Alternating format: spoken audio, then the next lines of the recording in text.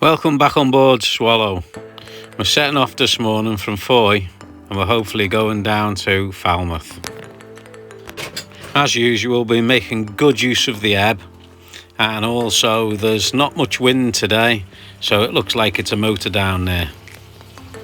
I've let the buoy go and we're off. You can just see the buoy popping out on our port bow we've been on for the night. We'll make our way through the other moored boats into the centre of the stream, and we'll run down the Fowey River to the estuary. As I set off, I think this is the nicest it's been while we've been here. It's been foggy from the day we got here. We've only been here 2 nights, but it was foggy all the next day. Now we're departing, the sun's come out and you can actually see Fowey in all its glory. Well, weave our way through these boats to get to the main stream, and keep a sharp eye out for taxis and dinghies that fly out from the backs of boats in seconds. And here's one just about to pop up now, and he puts his engine on, opens it up, there you go, he's gone, we're clear. I'm never going to say this right, but on my port there's a town called Polruan.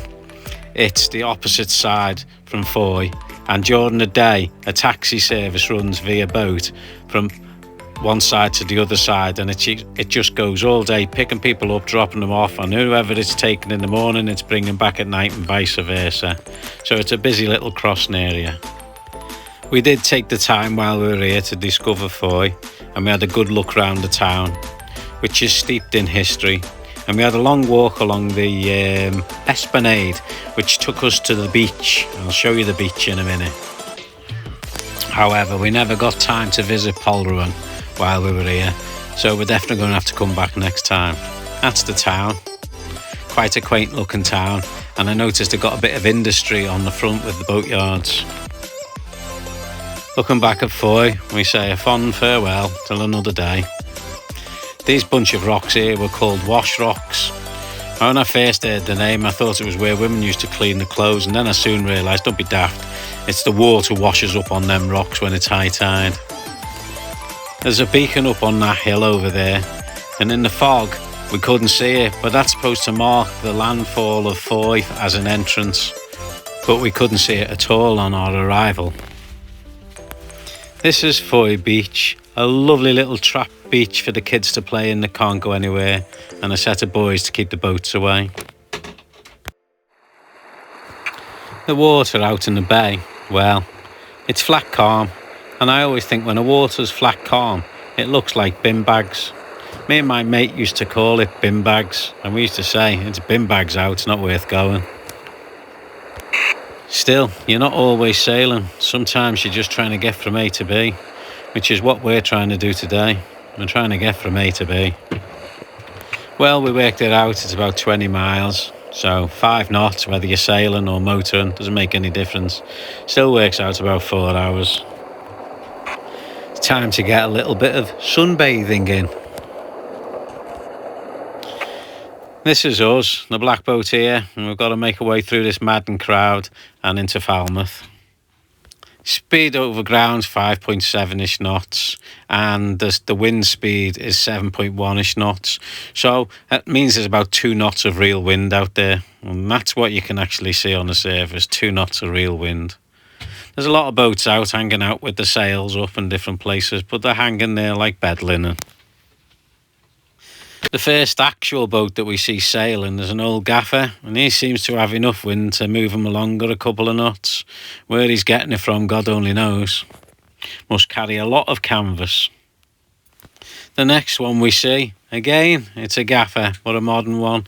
It's a Crabber 26, and he looks like he's moving okay too. It just must be us, motoring the wrong way. They've departed Falmouth, no doubt, where there's a festival on for the old Gaffers Association, bit of racing. As we enter into the Falmouth River, they're everywhere. I can't even understand which way they're supposed to be going. Most of them are bobbing round, but some of them are actually moving. There's a lot of very pretty boats out here. Just take a look at this. We're completely surrounded, there's boats everywhere. We just have to make our way through the lot of them. Imagine if this lot had AIS switched on. You wouldn't be able to see the river on a chart plotter. This fella on the port side's desperately seeking wind. He's not getting it though. I think he's going backwards. It looks a little bit industrial on the port side as you're entering into the centre part of the river maybe, and it sort of splits, or it looks like it goes two ways. One where they're all racing on the starboard side, and to port it looks like it goes a bit industrial. Well, we're going round where it looks a little bit industrial. Coming up to the dock area on the port side, there's a huge wall built out from the land, just made of boulders by the looks of it, but it obviously provides a huge breakwater for the inner harbour areas. This wall here, on the chart, it's this wall here. We need to pass this and make our way down here to the marina that's at the end of the river. And I think we'll have to keep our eye on the depths as we go, because it seems to be getting shallower and shallower. By the way, we can't really motor this fast. It's about 10 times the speed that we're on at the moment, so that it doesn't take too long to get in here. Just coming into view on the port side ahead of the P&O ferry, that's Falmouth itself, the town of Falmouth. There's a couple of marinas there, but the old Gaffers Association have them booked up. We travel up to Falmouth Marina. This is us when we get there.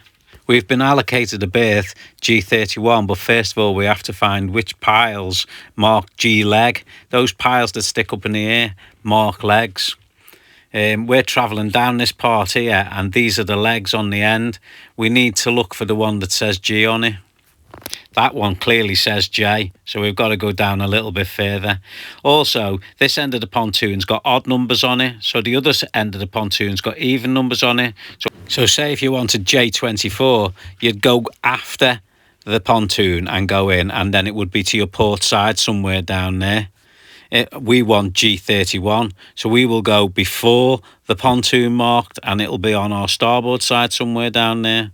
Well, there's H leg coming up next, so we'll go down after H, and that'll put us on the odd side of the G leg, if that makes any sense at all.